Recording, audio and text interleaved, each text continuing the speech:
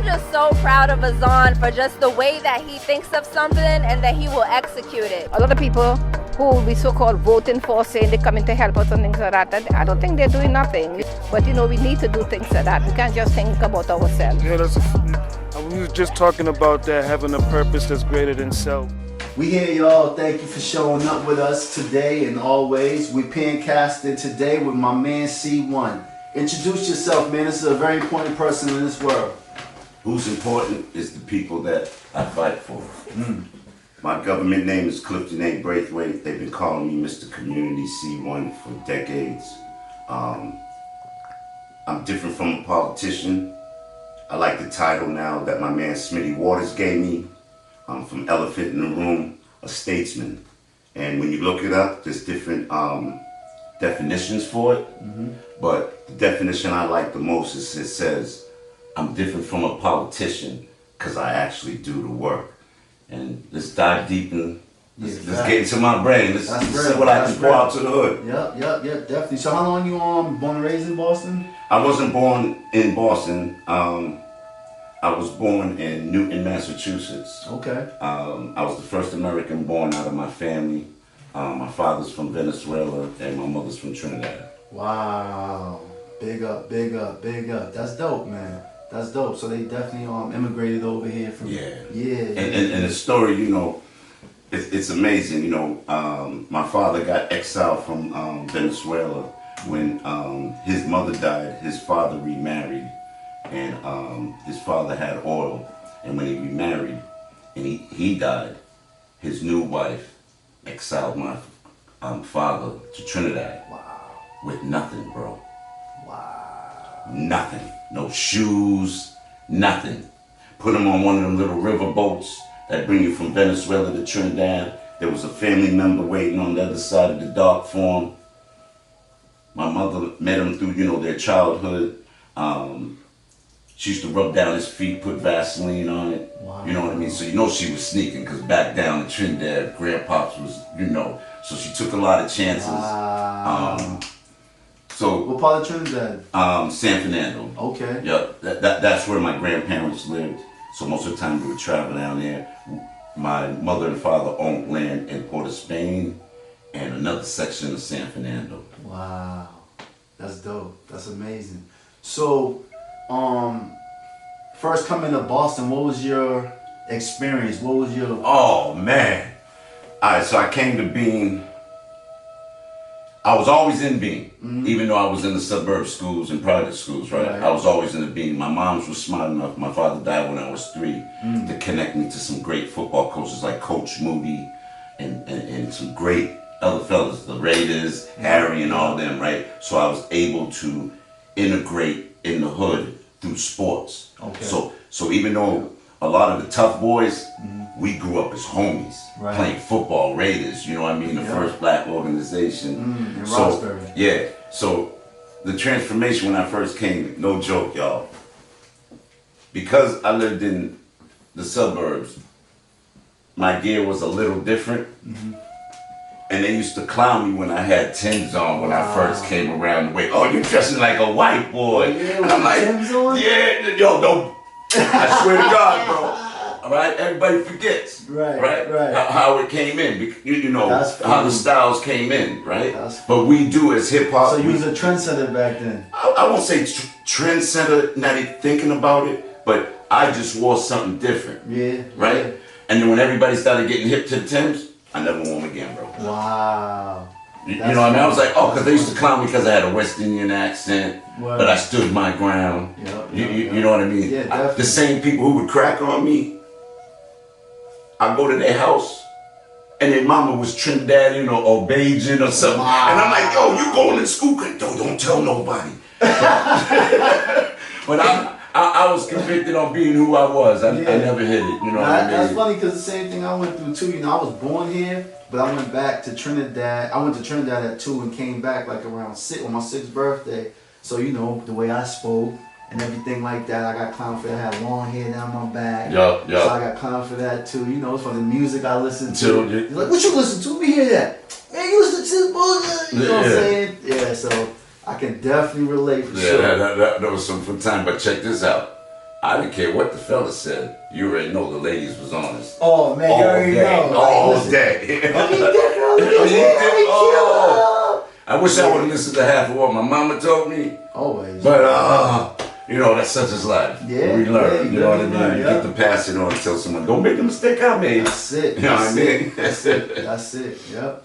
So yeah. So you had any racial type of interactions or experiences Yeah. growing The funny up thing, early man, in Boston? all the And time. what my year shit. was this? What year did you first do you remember being in Boston? 78 was the blizzard. 78. I was in middle school. I went to the Washington Urban.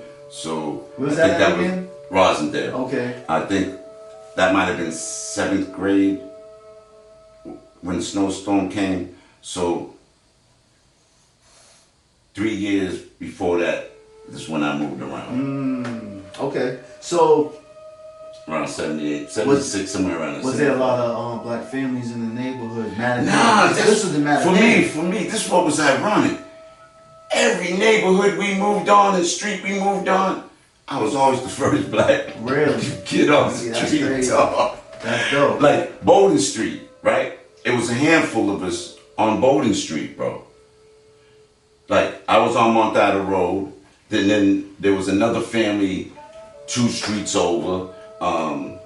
Henry Street was the poppin' street. Okay. It always had blacks and Hispanics and Cape Verdeans for some reason, even though it was a white block.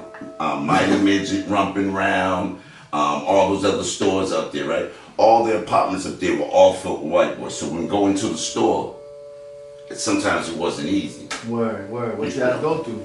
Oh, nigga, this, you're trying to not get into the fight with everybody, but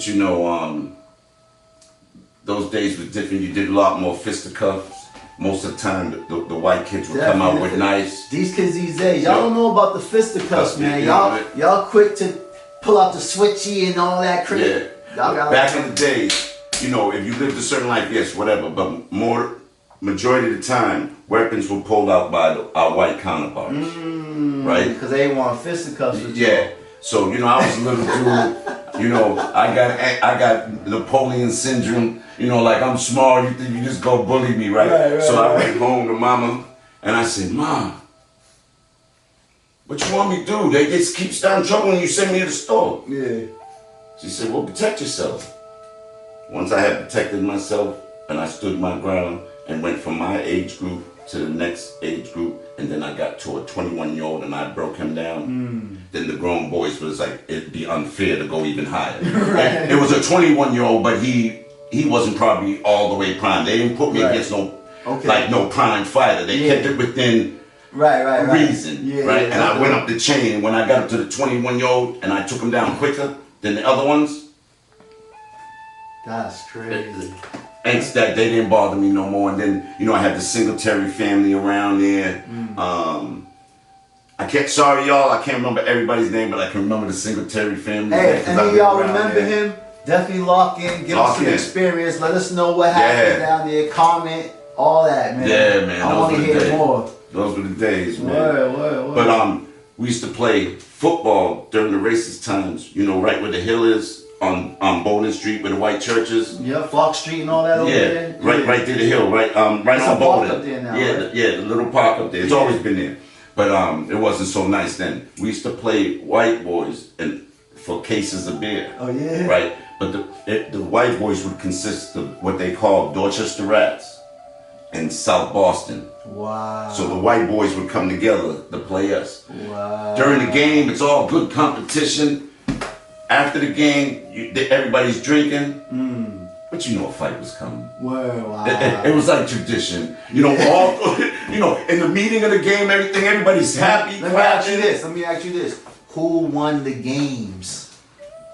We won the majority. Y'all won the majority? Yeah, we won the majority. Okay, then we won the bring the majority. cup home, baby. We bring the cup home. Sometimes when we would lose, we didn't have our bigger diesel dudes that time. Right. And maybe he was on punishment and couldn't come out.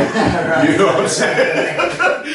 And then the big white guy came. Right. 3 Irish guys. You know what I'm saying? Right. That hang with Whitey Bulger. Right. You know what I'm saying? Yeah. Those were the days, man. That's dope. A lot of people remember those days on that side of Boston. So give me one story about trauma that could be from back then or any time that you experienced that you know that you still remember, like, damn, that was a little bit traumatizing for me.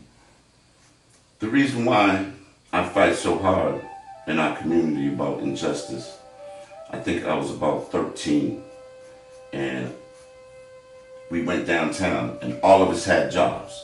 Every last one of my homies that I was with, and the homegirls, but we were a big group of kids. And everybody started running because the police were known to do stupid stuff. So everybody started running, and 6 of us refused to run because we didn't do nothing. Right. Actually, that was over by Copley, the Christian Science Center, the hotel over there. Back then, it had a little beam alley. Officer. Back Bay. Yeah, no. You know where the Christian Science Center, where the water is, the famous water area? So. Yeah. Across there, it was a hotel. Okay. Right? And they used to have these beams, and if someone brought you behind the beam, no one can see you. Wow. So the cop lined us all up, and he put a gun right to my face. And I said, well, I'm the one nigga kid you shoot. You gonna really have to explain it. Wow. And I literally put my mouth on the barrel of the gun. He had it here, and I turned and went like that. Wow. I was like, you kill me, I'm the wrong one you killing. Wow. You know what I mean? Because I came from a cloth, and to me it didn't matter if I came from a cloth or people that knew, maybe nothing would have never happened. But I knew in my heart that we didn't do nothing, and we weren't no bum kids. And that's that. And how I'm talking now, Yeah. is how I was talking to him. Like, yo, man, we got jobs. Right. He's like, where you get this money? You rob somebody? Wow. We just, no, man. And when you bring us into court, you know, whatever I was saying as kid definitely wasn't as adult as I'm saying it now. But you know, whatever I was saying, I was defending myself. Because one thing I can give my mother credit for, wrong, right, or indifferent, if she was gonna beat on behind or not, she always said, explain yourself correctly and never be scared to explain yourself. So even in between, sometimes I got them butt whippings. To me, growing up, I used to say, like, you tell me to stand up for myself as long as I'm talking respectful, but I still get a whipping. But when I get older, now that I'm older, I kind of get it because the level probably that I was at, you know, I could have been eyeballing or whatever. The energy, you know what I mean? So, great learning curves. Not when I was younger, I thought, but great learning curves. Yeah, kind of definitely. made me want into. Yeah, definitely. So, what was you about to say? But that's the trauma that I feel, and that's why I'm relentless in fighting against wrongs. Not all cops are bad, and not everybody walking on the streets are thug. Right. You know, they used to make the mistake that they couldn't understand. We have a culture in hip hop. We as a culture dressed a certain way as artists. Who else would the drug dealer emulate growing in the hood when they fantasized to be us when we was on stage as kids?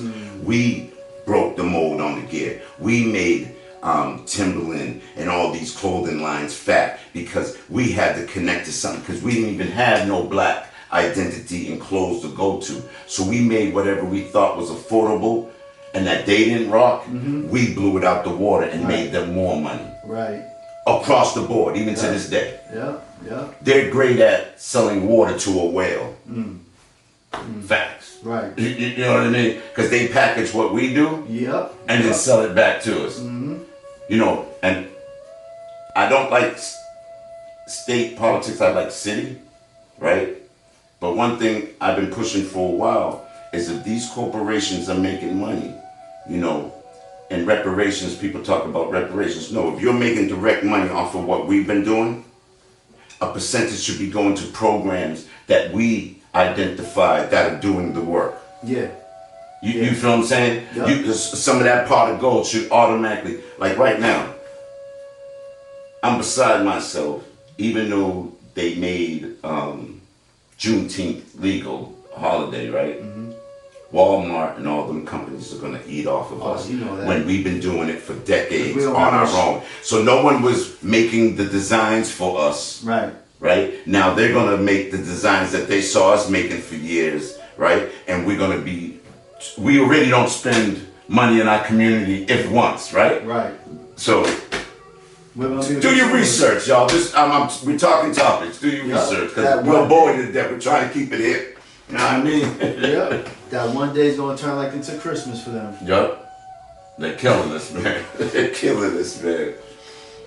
Oh man, that's real. That's real. So besides that, man, I see you got a great program coming out too, right? Yeah, man. TPA, man. TPA, Yeah, man. I'm the consultant, as well as the campaign manager for the campaign to bring a trade school into the heart of Roxbury, over there by Warren and Quincy Street, bringing in the copper trade, which covers a lot of different aspects of construction and fine-tuned work. Okay. But restorative work on buildings is going to be very important. Yes. And that's Old the Boston. future boom. Okay. And Okay. when I was younger, I always followed the money. And what I mean by follow the money, when you follow the money, you'll see where your competitors are going. And right now, 65% of our suburban competitors are switching their kids to the trades. So their daycare programs, Wow. anything that they do, their summer camps, has something to do with in the trades at any level. Wow. All right, for them to get enticed to go into the trades, because that's going to really be the next boom. Restorative work across the country and the world. And why not with a program that is so divine? People say, well, Cliff, man, there's already trade schools. Yeah, you're right. But you don't have a trade school that's going to house 40 individuals, 20 men, 20 ladies, right? For 2.5 years with real wraparound services, right? Teaching you a trade that will bring you 80 to 90 to 100,000 a year Right. off the rip. Off rip. Starting. Stop. That's crazy. Okay. Double what I get. All right. But there's not a program that has wraparound services while you're in there and you're interning, you're living for free. That's a part of your schooling and all this, right? And when you're going in the field, doing work to get better, right? A percentage of that money goes towards your housing. You're going to be taught what to do, so when you get your check, you already know what to do with that 80, 90, right? Because guess what? You was putting SNAG to the side. This program has the diversity chances to do so many things, working in the community, elderly, youth programs to teach people, to guide them towards the trades, right? And to me, it's not an uphill battle. It's just for people to recognize how important this program is. So when they see me walking around the street on my team with the petition, you know what I mean? Yeah. It's important. Sign that for sure. Sign this. Yep. Because what I'm doing, and I'll be perfectly honest, they know my strategy. I'm getting the people to speak collectively about saying this is what we want in our community. Right. Now, we have to be very careful, and I tell the designer and the owner, the man behind it, T. Michaels, the copper man, right? I tell him all the time, we have to reinvent what you've done and only talk about the beauty. We've known what the stumbling blocks have been, but you can't deny what we're asking. On the federal level from the president, he just right now recently dropped $214 billion. I might be off with my math a little bit, but somewhere around $214 billion That's towards enough. the trades, right? That's enough. We need our Congress people here to speak on our behalf, because this program can go nationwide. Definitely. You feel what I'm saying? Definitely, yeah. And then just to give you a tap of the future, imagine the people that we train now start becoming ambassadors going around the world, Right. teaching people this trade. So we have everything laid out for them. I'm just giving bits and dips of the dream. Think outside the box. And just read this right here, you know, think outside the box. Think outside the box. Knowledge is key. Knowledge is power. Knowledge is key, y'all. So I see you guys got about what, 12 different things people can join Yeah. from the program. Yeah, those are all the things that they learn. Drip edge facial metal, center drains, vent pipes, wall caps, gutters and down spouts, metal roofs, flat, all this stuff is definitely Chimney capping. Because now that's not just with copper, even certain metals to wrap certain things around, right? The field is so vast, and T. Michaels is the only man of color that's a master, and all the elders that are our white counterparts are dying out. I've heard of him. Yeah, he's amazing. So let's talk about the Boston Miracle. You remember that? Which one? There's so many different miracles. The Boston Miracle back in, I think it was 95 or something, when it was like the lowest crime rate. Oh man, listen, man. A lot of people got credit, but that was really the community, man. A lot of organizations got money and what we like to call poverty pimps.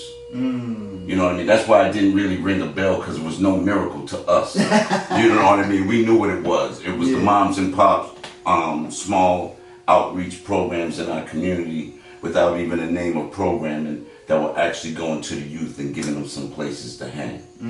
You know, it was the YMCA, some of the directors that were letting groups of kids in for free. You know what I mean? Yep. It was those type of miracles that really meant something, man.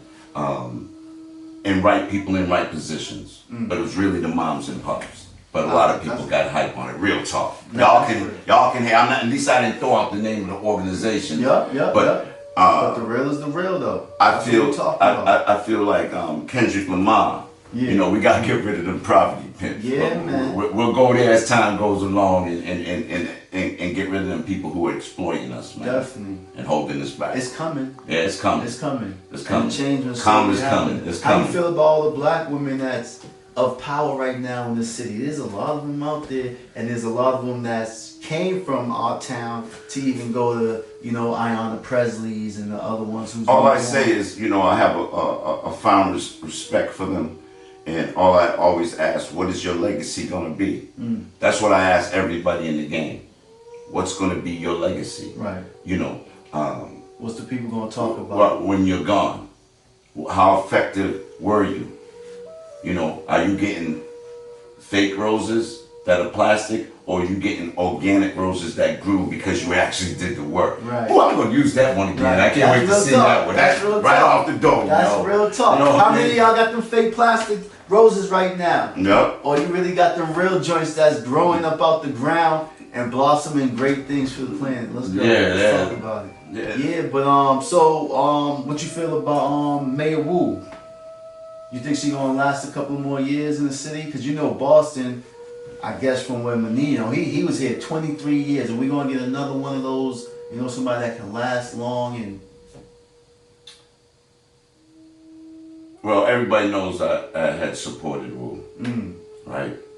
And it's not easy to run a city when you inherited a lot of issues in a new time and things changed, right? And having a young staff could be good, but it could be pro-productive when they really don't understand Boston. that's a fact. One thing, when I ran for public office, I made sure that they all understood. I'm not taking nobody's job, because it ain't our job. The people elect us. And what everybody wasn't understanding, they were looking at the fruits and labor and all that, and I forgot one thing. A lot of them people I believe in. But what I believe in is my community more, because the reason I'm so driven into doing this work is not work to me. It was the community that kept me out of trouble. It was the mother, when I was running away from home thinking I was a tough boy, right? That I ran to a mother that kept me in check like my mama, not knowing that she had called my mama, and my mama knew I was there anyways. Word. But I was under guidance of the shelter that I was growing to be a man. I happened to be lucky in that aspect. I wasn't totally alone on them We streets. don't have those no more. You know what I'm saying? Yeah. So it wasn't, I didn't have people directing me in the wrong way, but they had me close enough to understand. You know what I mean? That's dope. That's what Real talk. that's what all young kids need. So that's why I'm so dedicated to my community. But in some aspects, man, it broke up my home life. You know, you when you're a freedom fighter, sometimes your family can't understand your commitment, but what you have to understand, before you was born, this is what made me. You can't disrespect. I don't stand for disrespect on the streets. Right. I never stood disrespect against my counterparts, what we call our enemy, right? Shoot, sometimes I didn't take it from my own mama. I ain't gonna take it from my kids, and I'm not gonna take it from somebody disrespecting me who I love. Right. Right. You know what I mean? And I'm very stern on that because what's killing us is that we don't know how to problem resolve things. We all resolve issues with anger, screaming out, myself included. Definitely need that community, man, to keep a lot of people, you know, a lot of these things, a lot of these crimes and different things. I'm real high on, you know, the mafia says there's only two things you can live on, you know, your word and your balls, right? But I I truly believe that to earn respect, you got to respect yourself first. Definitely. Right. That's a fact. And when you have self-respect, you can only respect those around you. And then the company that you keep, good, bad, or indifferent, right? As long as you hold each other to a certain standard of respect, no matter what game you're in. Right. You know what I mean? That's from the streets to whatever. You know what I mean? You could be a street person, but you ain't got to be robbing your own block after you made money on the block. Like, you know, shooting up your own block. Right. You know. Destroying the next door neighbor. Yeah, you ain't got to do all that. You know what I mean? Yeah, we can still build and invest and buy a corner store. Let me ask you, what happened to there was a time where Boston black people owned stores. They had their own resources and stuff. Well, let me tell you my view on it. Okay. You ready? Let's get it. I don't know if they ready. I don't know if they ready. I don't think they are. This is my take on it, right? To me, being 3 decades in the game, it always seems like we're the starters to break something, right? That's by our color, our ethnic group, and a community. So I'm talking about 2 different things at the same time. So when I'm speaking, of course, I'm speaking about our issues, but I speak about humanity, right? And when it's something detrimental to us, then I'll focus on that. But I'm talking about the overall circle, right? This is my view on it. We fight for it in the inner city to build this, to build that, but we're afraid of change because they set us up where every time something comes in good, we outprice ourselves out or they sell it back to us, right? We haven't recognized that it's strength in the numbers to stand up. We have all these different organizations, sometimes fighting for the same thing, right? But they won't even set a calendar up. And the sad part is, if I pulled out my phone, man, I'm in group texts, even my brother in the cut there, we're in group texts, and people will get mad if you mention something that happened to be on the same day, but no one sat together and said, we're potentially working on this day. Can everybody leave your calendar open for this day? If that unit of people, listen, because we did it in the music game back in the days, we made sure everybody who was street promoters didn't fight each other, right? Like UMMF put a stamp down, like this is the ordinance. We're not gonna fight each other over this money that the labels are giving us. And it's the same thing about this game. Right. We're not gonna fight over it. We're gonna combine our resources. Yep. Every other ethnic group combines their resources. But what I'm talking about is a dedicated calendar. You in these group messages, spit out there, everybody breaks it, knows to mark that day for such and such group coming. Right. 10, 20 of your people so we can support each other in events and everything. Everything. But what happens is, right, if you're fighting for birds being free, and I'm fighting for birds being free, I believe my organization is better than his. Right. That not coming to you, yo, you're weak here. Let me do this. Right? So it's like when you put a campaign together, there might be a head person, the head organizer. He might not be, or she might not be an expert in all of it, but their job is to bring the experts in to facilitate each person's strength. But people want to get caught up. I say the Patriots theory. Do your job, trust your partner. That's it. And if they make a mistake, back them up without saying nothing. Right. Just be like, yo, next time go here, I got you over there, no matter what. Right. We don't do that. We're in competition as different agencies doing the same thing. Right. We want to be the head person in charge. And can't wait for somebody to make a mistake so we can blow them up. Yep. Yep. Oh, look at Yep. everybody check him out. Yep. And Yep. when we doing something good, they're like, don't check him out. But we sometimes glorify the ones who are doing the bad stuff.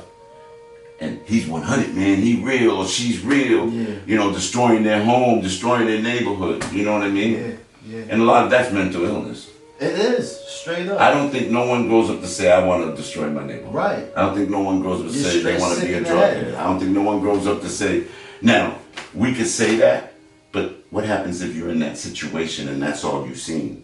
Right. So that's where the mental illness pops. Yeah. Now I was there, man, so I know exactly what it's like to be in that type of mental illness and not really realize it because you're healthy, you know what I'm saying? Yeah. Like it don't seem like as much, but you got some negative thoughts. Yeah. You may be out here running wild and rampant with your friends. Like I call it suicidal too, because a lot of people is just running around quick to just shoot things up, act wild, let me tell you and something. throw away their lives. Let me tell you something. I gotta tell you, I was doing this campaign, right?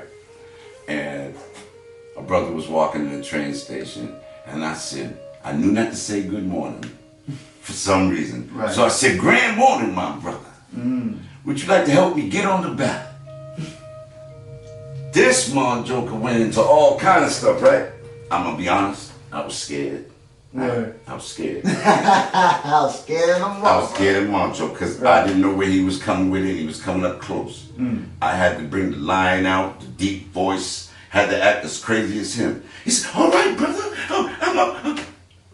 I think if I did not do that at that point, whatever mindset he was in, if I didn't, I had to go from 0 to 100 quickly.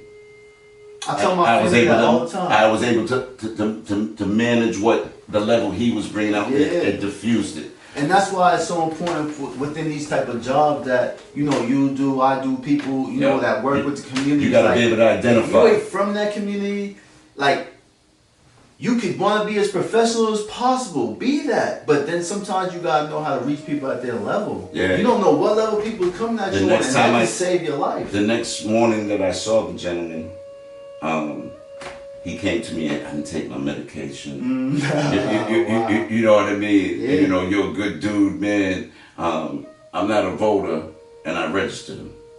That's dope, man. You know what I mean? You got his mind right. You know what I'm saying? Yeah, And before we go, I want to tell you what one of the brothers on the block said to me, man, and this is very touching. I still kick it in the hood, bro. I still go on the live blocks. Gotcha. I still go underground parties because if I'm your statesman, I should be able to walk wherever you at without feeling like I'm doing something wrong. I don't have to entertain what you're doing, right? So I'm on a block, and one of the brothers comes up to me. He said, Cliff, you don't even know what you're doing right now, huh? I said, what you talking about, bro?